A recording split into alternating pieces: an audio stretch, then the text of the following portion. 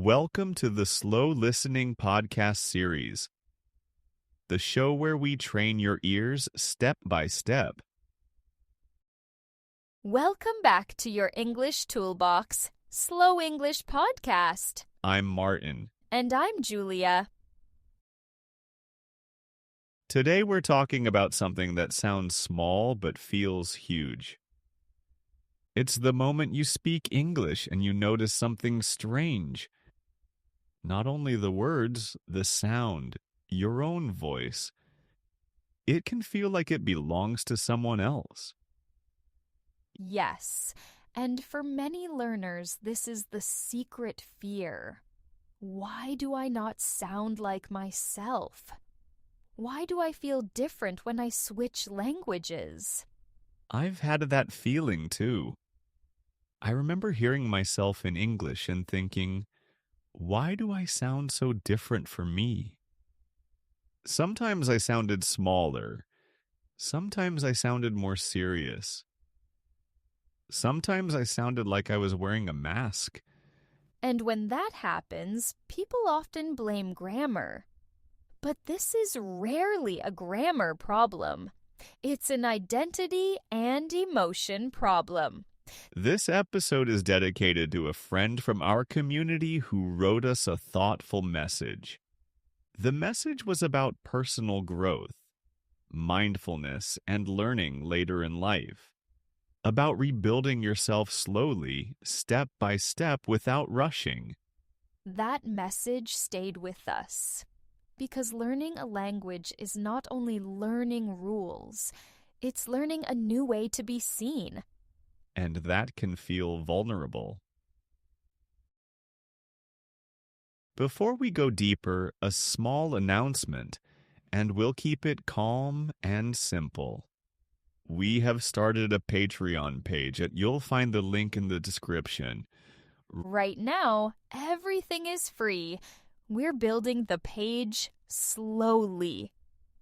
That slow build is not a marketing trick. It's our philosophy.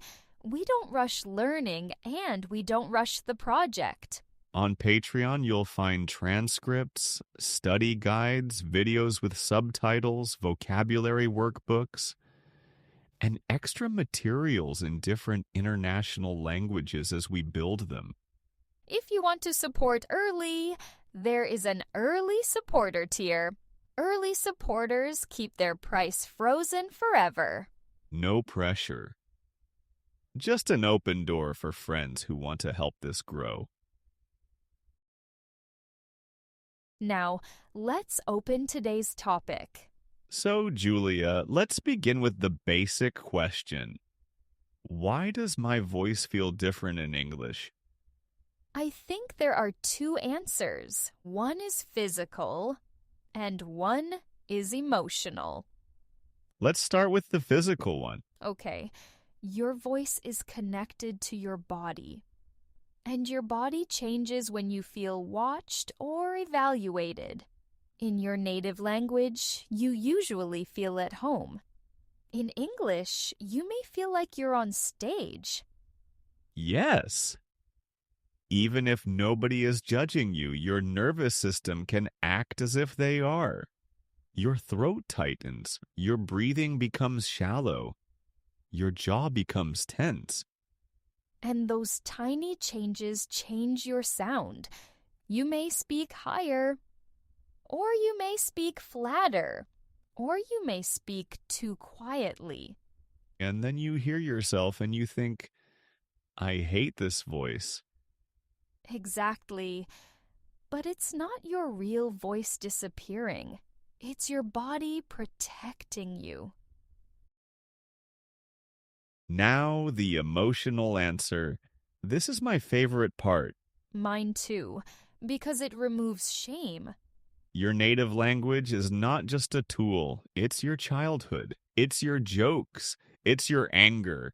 It's your love. It's the voice you used when you said your first secrets. Yes. Your native language is full of emotional memory. It has thousands of small moments inside it. English for many people arrived later. often in a classroom, often with correction, often with the feeling, don't make mistakes. So English can carry a different emotional color. It can feel colder, more formal, more controlled. And if you learned English mainly through reading or tests, your English voice may feel written. Like you are reading yourself, not living yourself.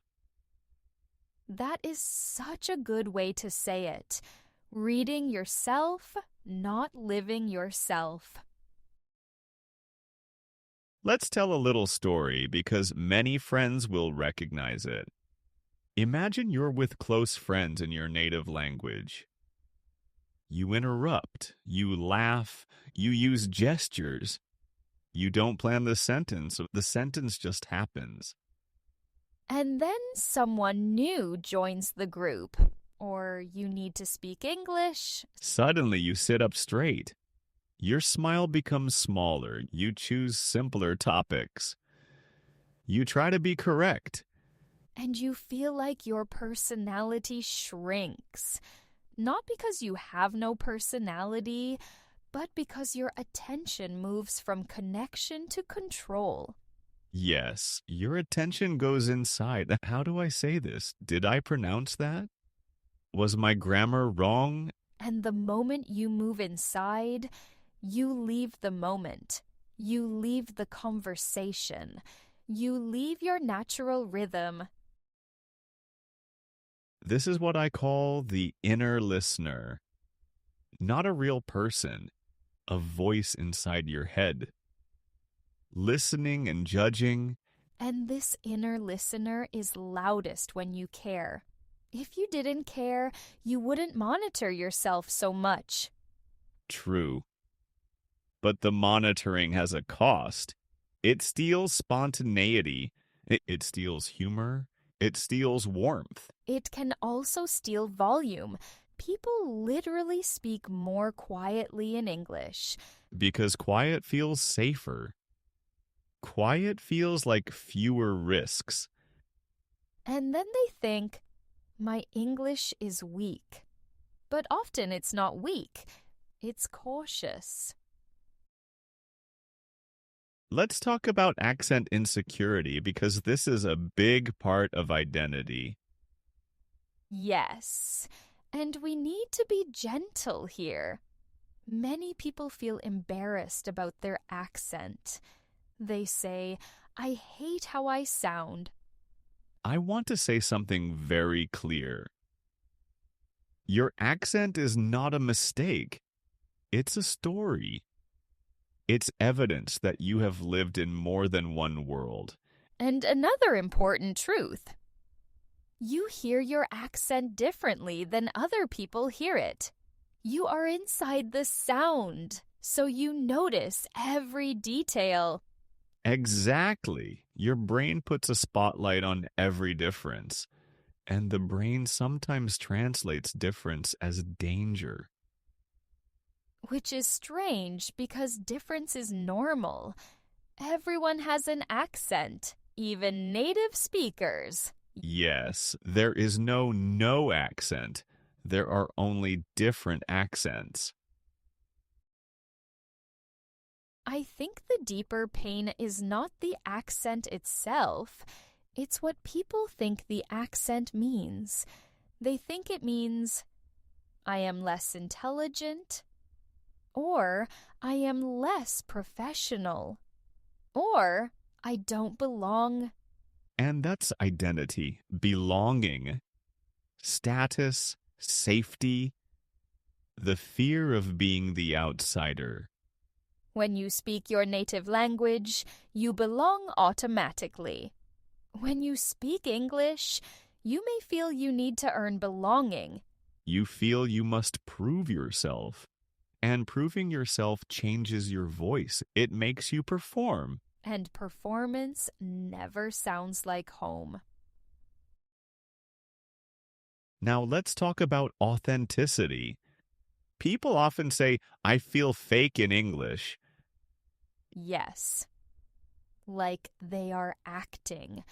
like they are a weaker version of themselves. Here's the truth. You are not fake. You are incomplete. And that is normal. Your native language had years to grow with you. English is still growing with you. It's like moving to a new house. At the beginning, it feels empty. The walls are clean. The rooms echo. You don't know where things belong. But slowly, you bring your life into it. Photos, music, small habits, and then the house becomes home. English is like that. At first, it's a new house. Later, it becomes home. So what do we do when the English voice feels unfamiliar? First, we stop fighting the feeling. Fighting makes it stronger. Resistance creates tension, and tension changes the voice again. So the first step is permission. Permission to sound different. Permission to pause. Permission to be simple. And permission to be emotional, even with limited vocabulary.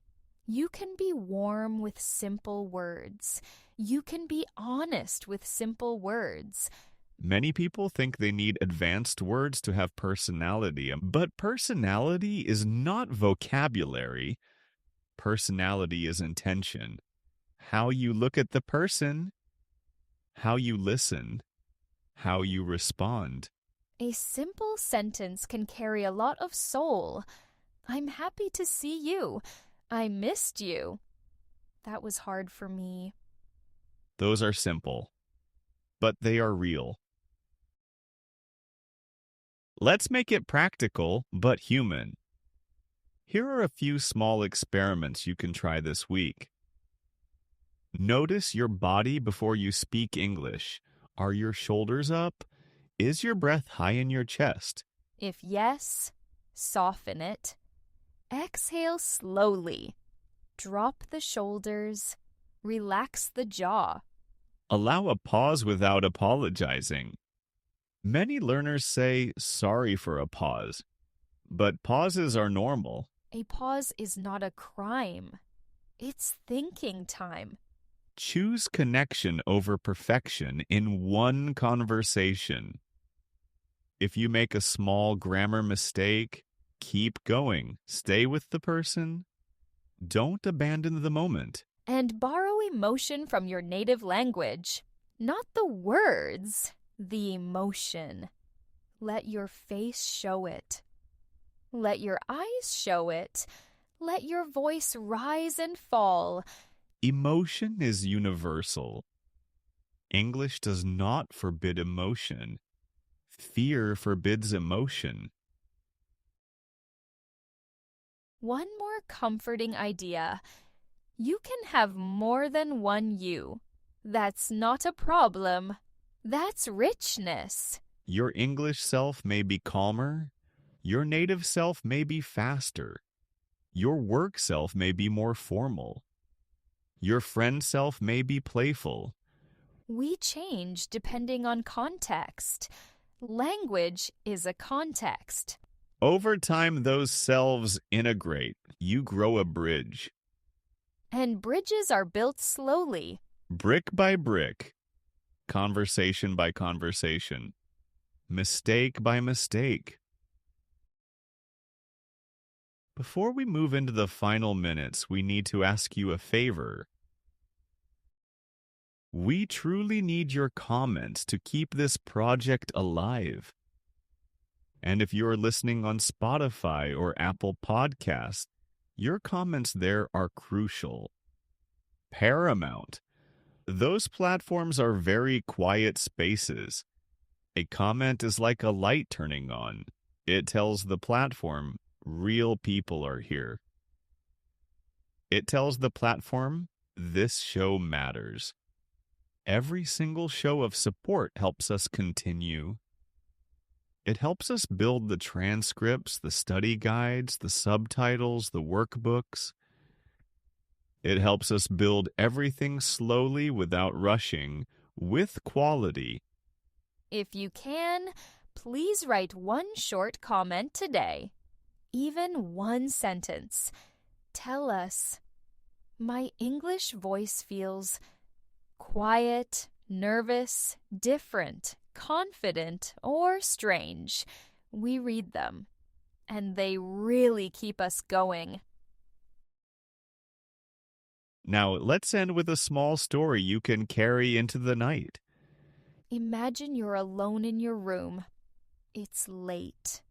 The day is over, and you're about to sleep.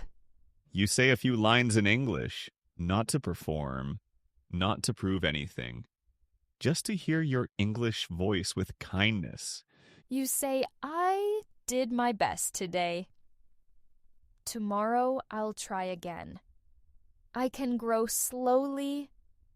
And the voice still sounds different, but it feels less threatening, less foreign, more like a new room in your own home. That's the shift. Not perfect English. Friendly English. And friendly English becomes confident English with time. Your voice is not only sound, it's permission, it's presence, it's belonging. And you deserve to belong in English too, not later. Not after you are perfect. Now while you're learning. Thank you for listening. Thank you for being part of this as friends. And thank you again to the friend whose message inspired today's theme. One last question for you. How does your English voice feel compared to your voice in your own language? Write it in the comments. We'll see you in the next episode.